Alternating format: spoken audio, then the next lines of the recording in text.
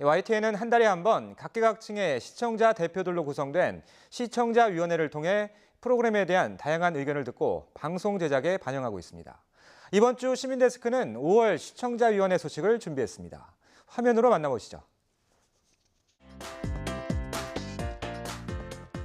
지난달 28일 YTN 5월 시청자위원회 정례회의가 열렸습니다. 이번 시청자위원회에선 개편 이후 6개월간 변화된 YTN 보도에 대해 다양한 의견들을 내놨는데요.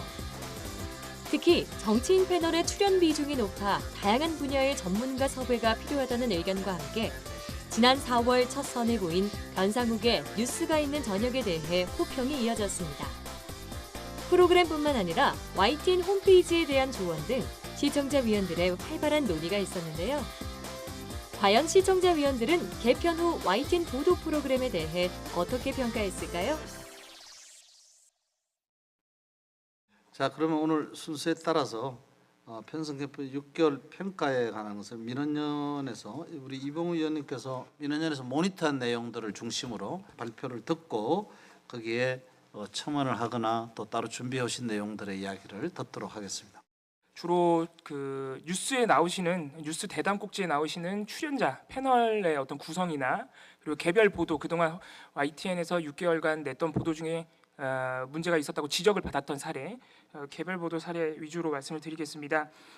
지난해 12월 개편되면서 이렇게 시청자들에게 특히 주목을 받았던 더 뉴스 같은 경우에 상당히 코너가 많았습니다. 코너가 많아지면서 당연히 자연스럽게 출연자들도 많아졌는데 저희가 개편 3주차까지 꾸준히 이 더 뉴스 출연자분들을 검토를 했었는데 코너가 다양함에도 불구하고 사실 출연자 대부분이 여야 정치인인 경우가 많았습니다. 그 비율이 높았습니다. 아무래도 그렇다 보니까 그 대담들의 이슈들도 상당 부분 정치 이슈였는데 저희가 아쉬웠던 점은 정치 이슈를 다룰 때 패널이 대부분 여야 정치인, 특히 현직이신 경우에 이미 국회에서 벌어져서 리포트로 소화됐던 그 여야의 논리, 그 정쟁이 대담에서 또 한 번 반복돼서 시청자들 입장에서는 굉장히 피로할 수밖에 없었던 그런 아쉬운 점이 있었습니다.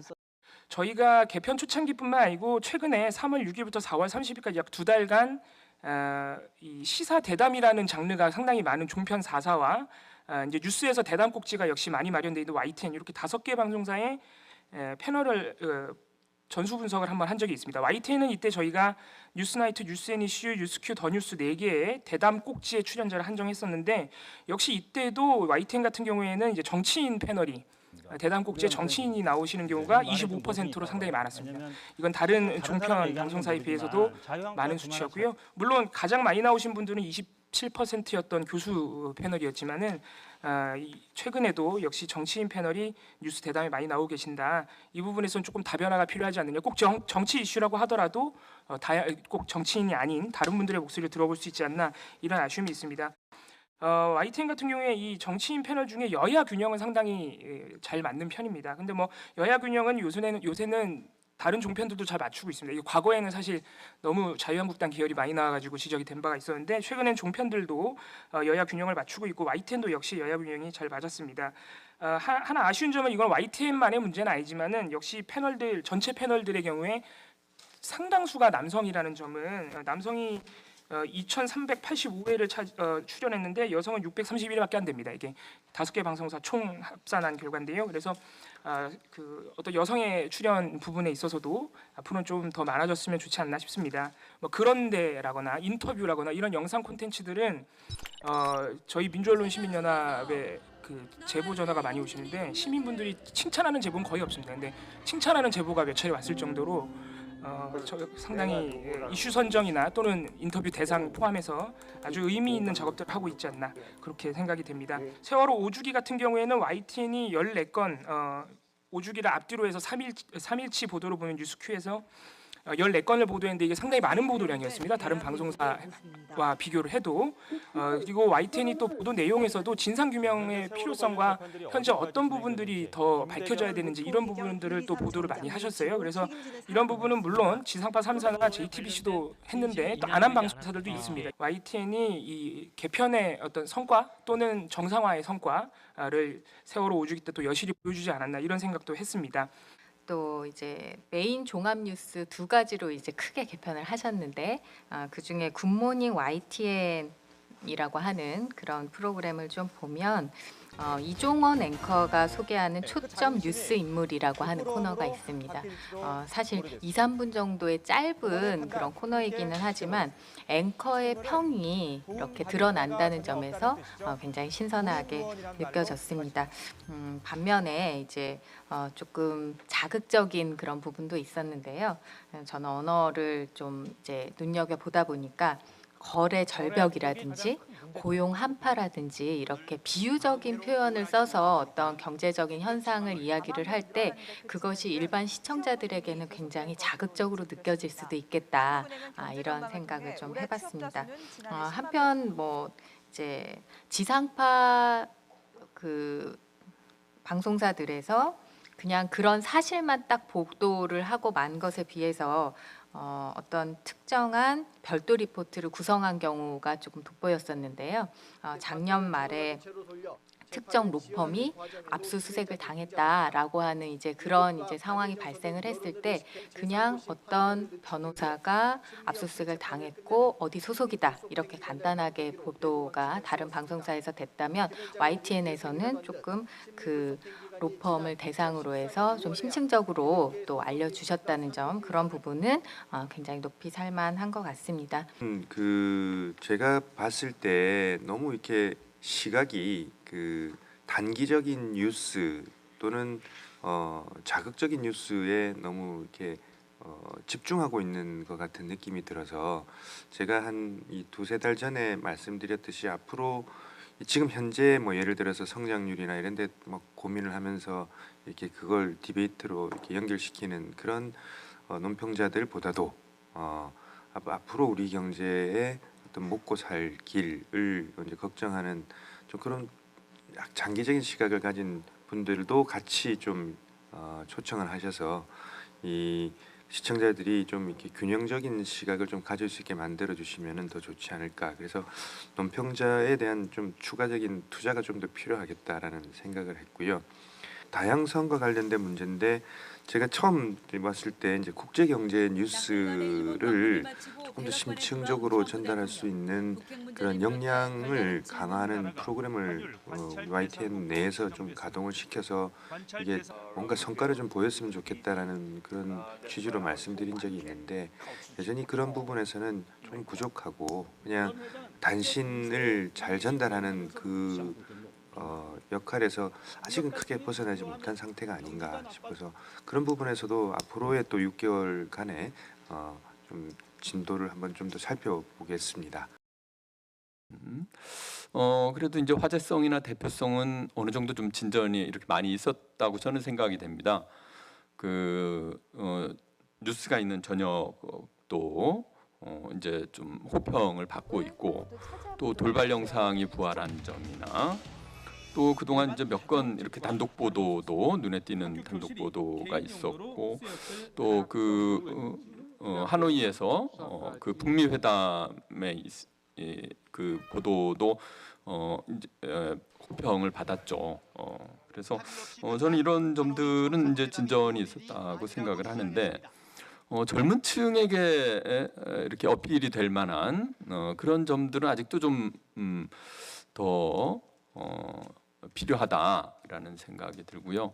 아무래도 이제 이런 영역은 문화 방면으로 접근을 해야 될 텐데 한현민 군 인터뷰 이후에 딱히 이렇게 이런 면에서 이렇게 꼽을 만한 뭔가가 좀 없었던 것 같은 그런 생각이 들고요.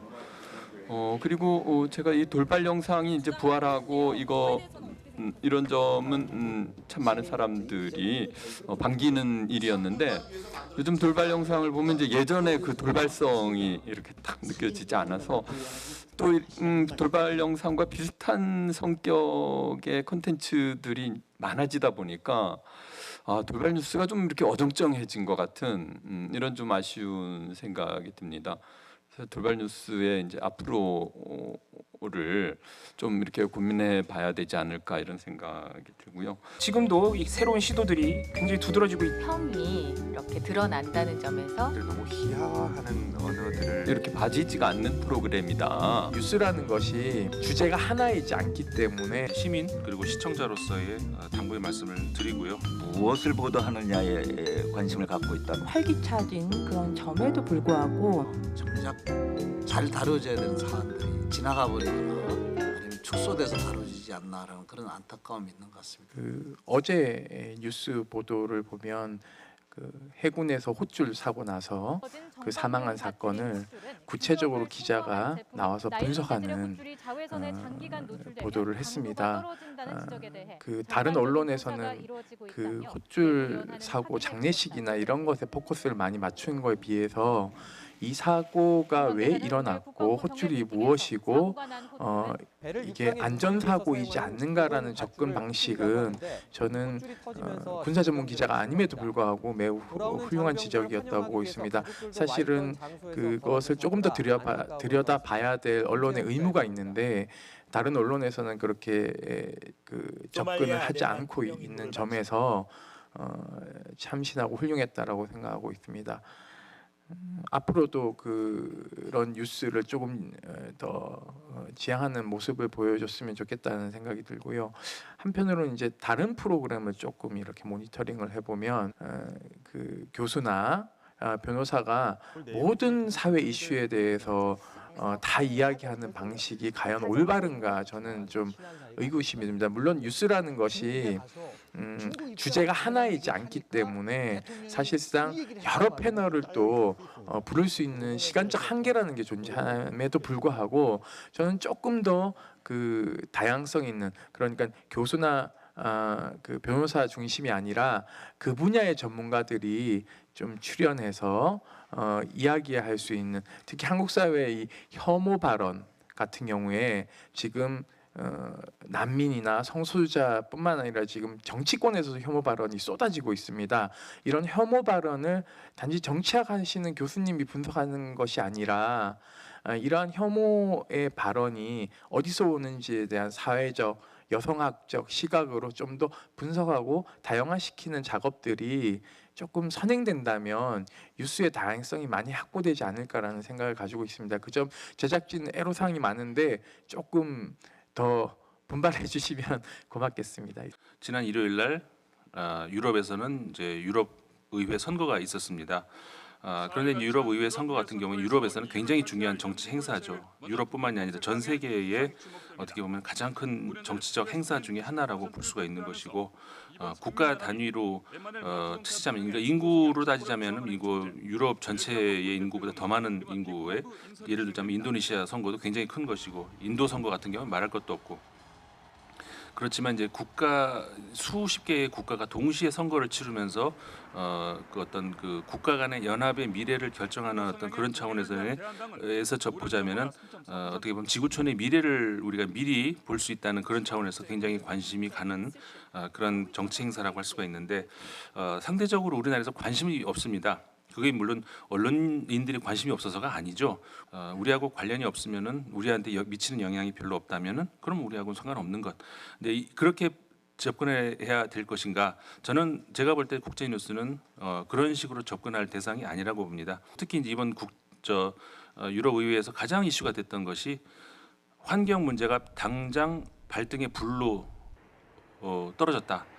그게 이제 굉장히 큰 이슈가 된 사건이라고 할 수가 있습니다. 그러니까 한마디로 우리 당장 10년 이내로 우리의 미래를 볼 수 있는 그런 지구가 어떻게 지금 움직이고 있는가, 반응하고 있는가, 이 환경에 대해서 혹은 뭐 기타 다른 어떤 주제가 됐든 간에 그런 것들을 보기 위한 것이 지구촌 사람들은 어떻게 움직이고 있는가 이걸 보기 위한 것이 국제 뉴스의 어떻게 보면 첫 번째 그 이유라고 생각을 합니다.